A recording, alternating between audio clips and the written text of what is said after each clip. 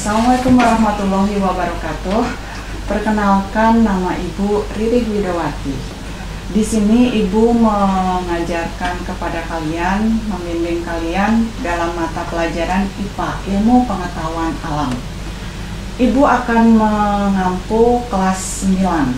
Jadi untuk kelas 9B, C, dan D akan diampu oleh Ibu. Oke, sekarang kita akan masuk ke materi yang pertama. Kita akan masuk ke pembelahan sel. Pembelahan sel. Sebelum kita masuk ke pembelahan sel, kita harus ingat dulu materi kelas 7, di mana waktu kelas 7 kita sudah belajar tentang sel. Apa sih itu sel? Kalian masih ingat tidak apa itu materi sel? Sel adalah bagian terkecil dari suatu makhluk hidup yang sebagai penyusun dari organisme. Di sini Ibu memberikan suatu ilustrasi agar kalian tidak lupa. Di sini Ibu menjelaskan, menampilkan gambar sel. Sel hewan ataupun sel manusia sama. Dia bentuknya berubah-ubah dan tidak kaku. Kenapa demikian? Karena tidak dilapisi oleh dinding sel. Nah, dari sel ini kita lihat bahwa sel merupakan bagian terkecil dari organisme. Dari kumpulan beberapa sel kita akan memperoleh jaringan. Beberapa jaringan yang berkumpul menjadi satu mempunyai fungsi yang sama menjadi organ, dan organ yang berkumpul menjadi satu yang mempunyai fungsi yang sama menjadi sistem organ, dan seterusnya akan berkumpul sistem-sistem organ yang akhirnya menjadi makhluk hidup atau organisme. Masih ingat kan itu? Nah, kalau kalian masih ingat, maka kita akan lebih fokus ke selnya. Itu adalah pada inti sel atau nukleus. Kenapa demikian? Karena kita akan mempelajari tentang pembelahan sel, di mana pembelahan sel itu yang menjadi pusatnya adalah inti sel atau nukleus. Kita lanjut ke berikutnya.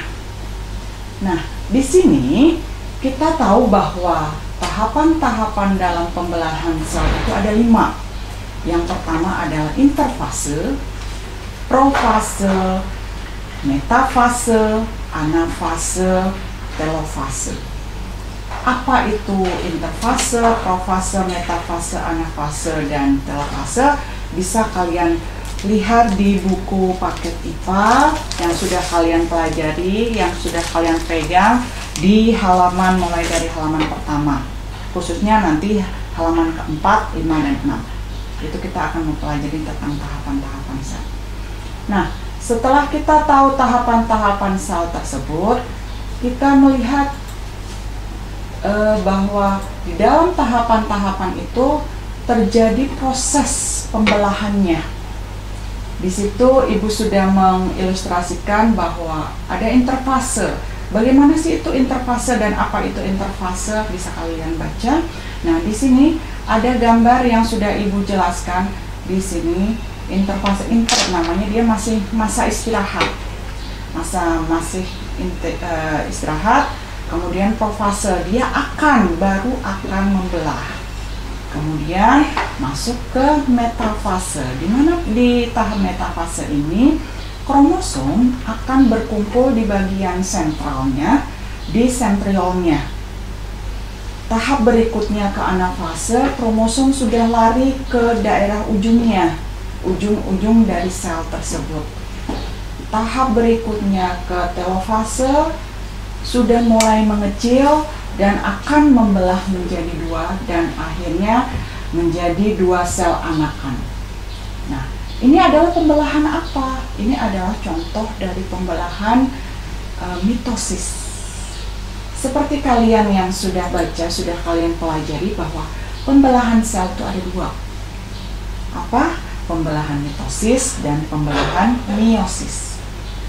Apa sih perbedaan pembelahan mitosis dan meiosis?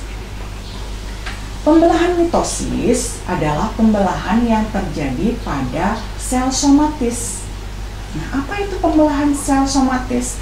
Pembelahan sel somatis adalah sel yang ada di tubuh makhluk hidup. Semua sel yang ada di dalam tubuh makhluk hidup selain sel gamet.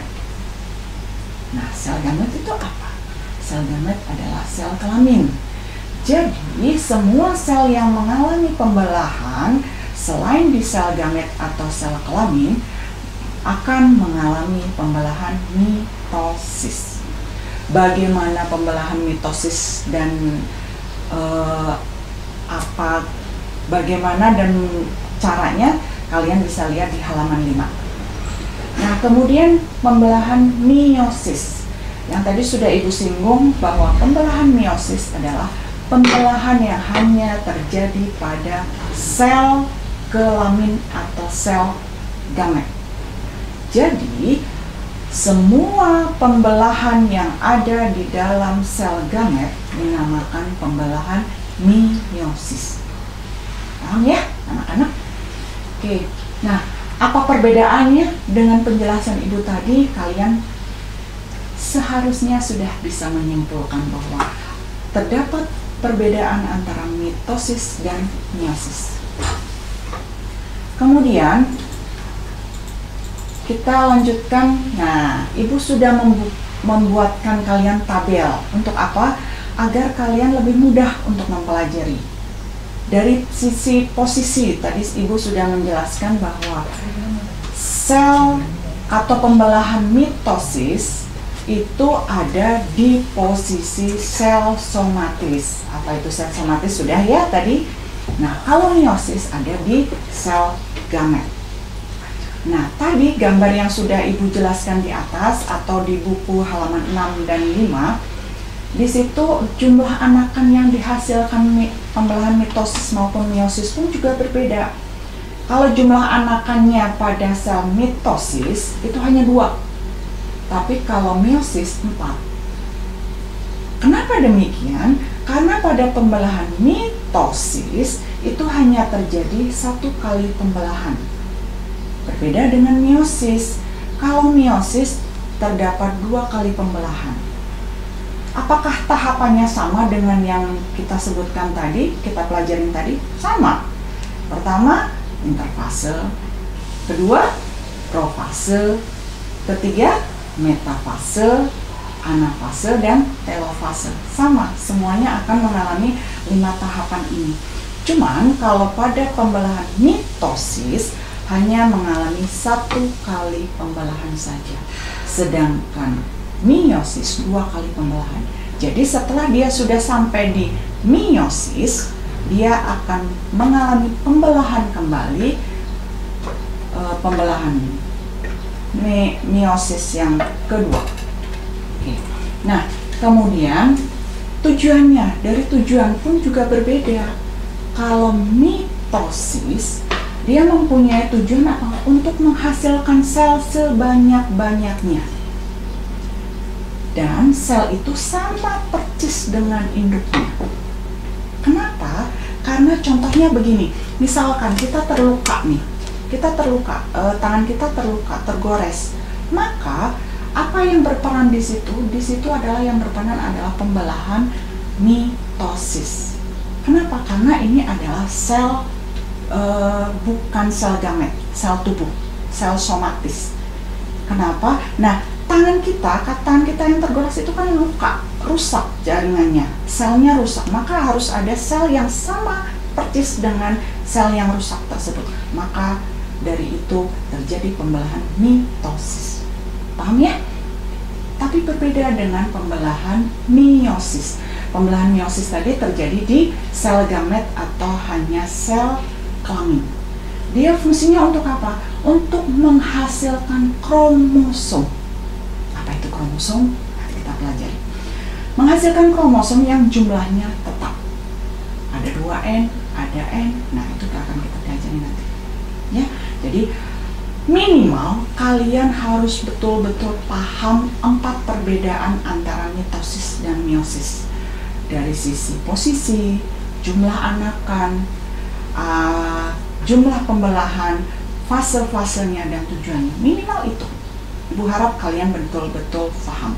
Karena apa? Ya, dengan kita paham perbedaan mitosis dan meiosis, kita jadi tahu, oh iya, berarti saat kita mengalami luka di bagian ini berarti mitosis yang bekerja. Kalau saat di sel gamet berarti meiosis yang sedang bekerja. Oke ya, anak-anak paham ya? Bisa diterima ya? Semoga penjelasan ibu bisa diterima. Yang kemudian selanjutnya, nah tadi ibu sempat menyinggung tentang kromosom. Apa sih itu kromosom? Kromosom itu ada di dalam inti sel. Maka dari itu ibu tadi sudah menyebutkan bahwa kita harus mengenal dulu apa itu sel. Di dalam sel itu banyak organel-organel yang harus kita pahami. Tapi dalam hal ini, materi ini, kita harus paham sekali materi tentang inti sel. Kenapa? Karena inti sel itulah yang mengalami pembelahan, yaitu di inti selnya. Di dalam inti sel ada kromosom. Nah, kromosom ini yang tadi kita sebutkan. Apa itu kromosom? Nah, di dalam kromosom itu ada 2 basa nitrogen, yaitu ada DNA dan RNA. Nah, RNA dan DNA itulah yang nantinya bisa menentukan genetika dari setiap manusia. Oh, bapaknya rambutnya keriting misalnya. Kenapa anaknya juga ikutan ada yang keriting, tapi juga ada yang lurus? Kenapa? Oh, mungkin ibunya gen lurus, rambut lurus misalnya. Nah, itu semuanya adalah diturunkan dari DNA. Mau jelas bagaimana jalan ceritanya, kalian harus pelajari gen, kromosom, dan DNA itu lebih mendalam. Mari kita coba ya. Jadi gen adalah salah satu DNA yang dalam kromosom dapat mengendalikan ciri. Nah, ini ciri genetik. Ciri genetik itu yang diturunkan dari induknya, dari orang tuanya. Oke, seperti yang tadi ibu sudah contohkan, rambut lurus, mata sipit, kulit hitam atau kulit putih, itu tergantung orang tuanya. Sebagian kecil, tapi tidak semuanya ya. Oke. Nah, DNA itu terdiri dari 4 basa nitrogen. Yang pertama adenin, timin, sitosin, dan guanin. Adenin kita ambil abjad yang pertama yaitu A. Timin T, sitosin S, dan guanin G. Nah, di dalam pasangan DNA itu sudah dipasangkan seperti kita manusia, perempuan harus sama dengan laki-laki, harus pasangannya dengan laki-laki. Sama, DNA pun juga minta pasangan yang sama. Dia tidak mau dipasangkan dengan yang lain. Jadi kita juga nggak boleh kalah dengan DNA. Kenapa? Karena DNA saja nurut. Kalau dipasangkan dengan adenin, dia juga harus dengan timin. Tidak boleh dengan yang lain. Masa manusia kalah? Ya, perhatikan. Nah, kalau sitosin itu pasangannya harus dengan guanin. Itu pada DNA. Kalau kita kepingin mudah menghafalkan ATSG. Nah, A itu apa? T itu apa? S itu apa? G itu apa? Hafal ya? Mudah ya? ATSG. Hafal ya? Oke, lanjutkan. Untuk RNA. RNA juga sama. Terdiri dari 4 basa nitrogen, hanya saja ada satu yang berbeda dengan DNA. Kalau di RNA itu tidak ada yang namanya timin, yang ada hanya urasil. Maka dari itu timin pada posisi DNA diganti namanya dengan urasil. Maka dari itu pasangannya pun juga berbeda. AU, U-nya itu adalah urasil, A-nya adenin, adenin urasil. S sama G tetap sitosin dan guanin. Paham ya? Gampang ya menghafalkannya. A, T, S, G pada DNA, dan RNA A, U, dan S, G tetap. Oke, pintar. Kalau kalian sudah paham tentang RNA dan DNA, pasti ada pertanyaan dong. Ada nggak bedanya antara DNA sama RNA? Jelas ada. Apa itu? Bisa kita lihat di layar. Pada intinya, letaknya sama dengan tadi posisi pada mitosis dan meiosis. Kalau meiosis tadi mana posisinya? Meiosis ada di sel gamet. Kalau mitosis ada di sel somatis. Kalau DNA itu letaknya di inti sel saja, tidak ada di mana-mana. Tapi kalau RNA ada di sel inti atau inti sel dan sitoplasma serta juga ada di ribosom. Jadi ada tiga bagian yang memuat RNA. Tapi kalau DNA hanya satu, yaitu pada inti sel saja. Paham ya? Bisa tahu ya perbedaannya dari sisi letak saja. Bentuk. Nah, bentuk pun juga berbeda. Kalau DNA bentuknya adalah pita spiral ganda, double helix kalau disebutkan di bagian IPA. Di ilmu biologi kita menyebutkannya double helix karena apa? Pitanya itu double dan berkeliat, melingkar. Makanya dikatakan pita spiral ganda khusus DNA. Tapi kalau di RNA pitanya itu hanya tunggal, satu. Beda ya dalam bentuknya juga. Yang kedua, komponennya. Nah, kalau DNA komponen gulanya tadi deaksin ribosa. Kalau RNA hanya ribosa saja. Ukurannya, kalau DNA itu sangat panjang, kalau RNA pendek, jauh berbeda. Nah, tadi basa nitrogennya berbeda. Tadi kita sudah menghafalkan jodoh-jodohnya. Ada A itu apa? Kalian sudah tahu. T, ada S, dan G. Itu adalah khusus untuk DNA. Kalau RNA, tadi yang diganti, yang di switch apa? Timin atau T-nya. Kalau di DNA itu dipakai timin. Tapi kalau di RNA yang dipakai adalah urasil. Kalau untuk penjodohannya tadi gimana? Kalau DNA adalah A dan T, S dan G. Kalau di RNA A dan U, S dan G. Ya, pintar. Kalian sudah hafal. Jago. Yang berikutnya, perbedaan yang keenam adalah kadar. Kadar apa di sini? Kadar DNA dan RNA itu berbeda. Kalau di DNA tidak dipengaruhi oleh kecepatan sintesa protein. Tapi kalau di RNA sangat berpengaruh, berubah-ubah menurut kecepatan sintesa protein. Kenapa demikian? Kita lihat tadi di letak, perbedaan letak, bahwa di DNA itu hanya pada inti sel saja. Tapi kalau di RNA itu ada kata-kata ribosom, betul kan ya? Ribosom. Kalian masih ingat kan fungsi dari ribosom itu untuk apa? Ya, pintar. Sintesa protein. Maka dari itu, pada perbedaan yang keenam, pada RNA itu berpengaruh.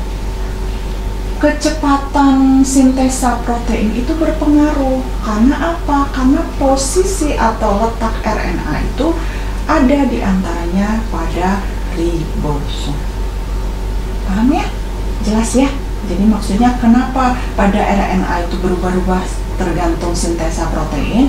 Karena posisi dari RNA memang ada di ribosom, di mana ribosom itu fungsinya memang untuk sintesa protein.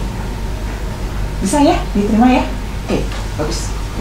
Nah, yang berikutnya, perbedaan yang ketujuh, minimal 7 Ibu minta kalian bisa hafal dan memahami tentunya. Yang ketujuh, untuk DNA fungsinya adalah mengendalikan faktor keturunan dan sintesis protein. Mengendalikan faktor keturunan dan sintesa protein. Kalau DNA hanya mengendalikan sintesa atau sintesis protein. Kenapa demikian? Tadi penjelasan di atas. Masih ingat kan? Siap. Oke.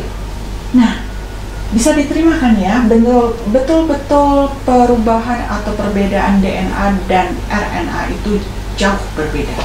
Dari posisi letak, bentuk, komponen, ukuran, basa nitrogen kadar DNA dan RNA-nya serta fungsinya jauh berbeda. Kita lanjutkan.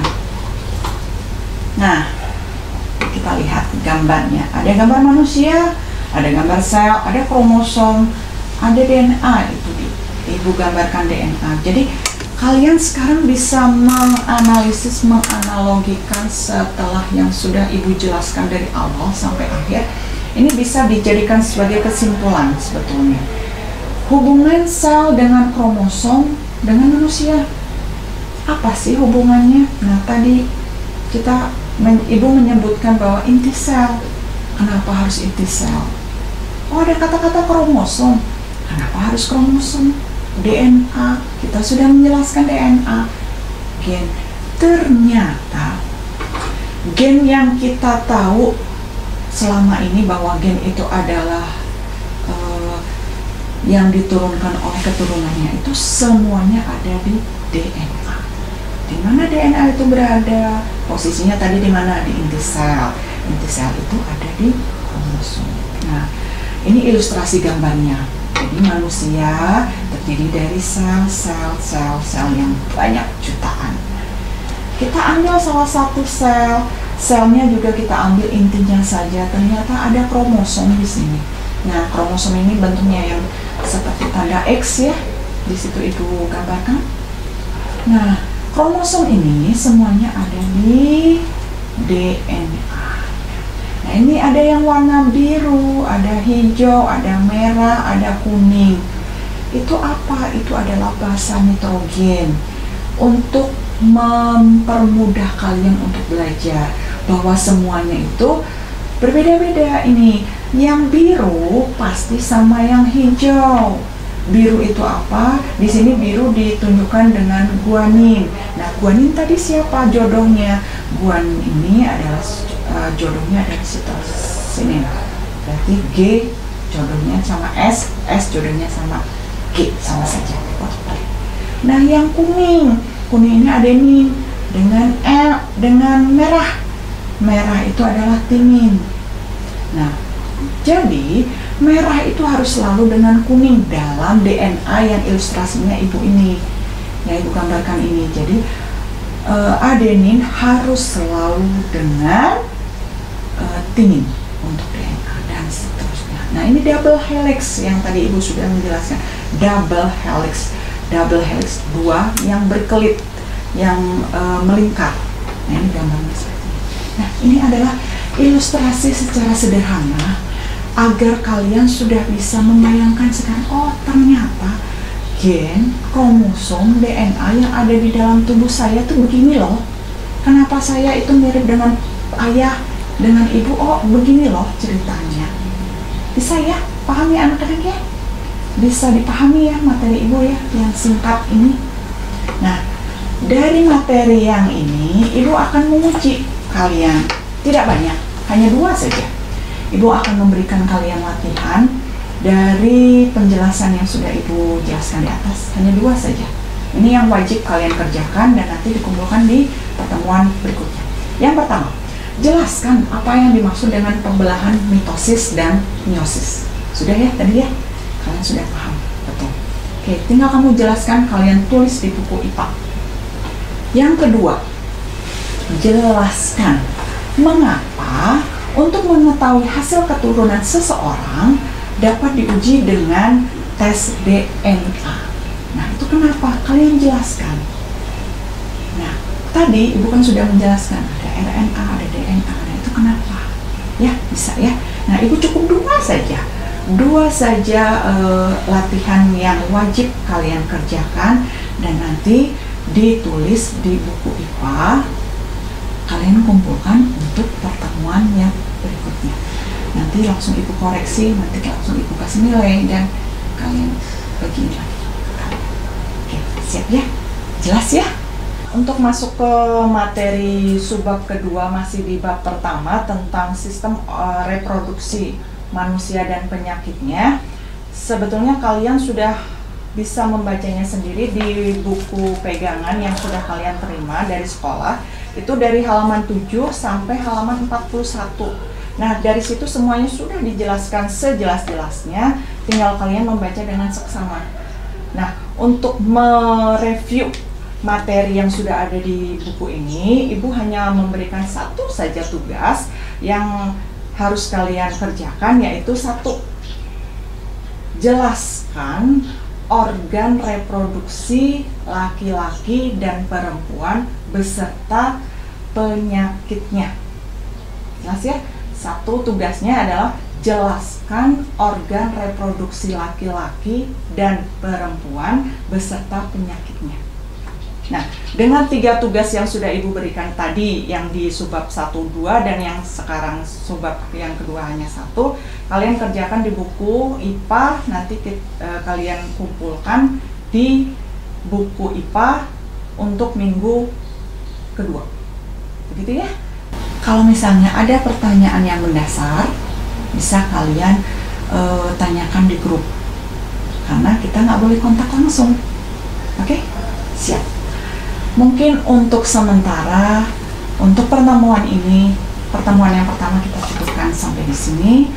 Wabillahi taufiq wal hidayah. Wassalamualaikum warahmatullahi wabarakatuh.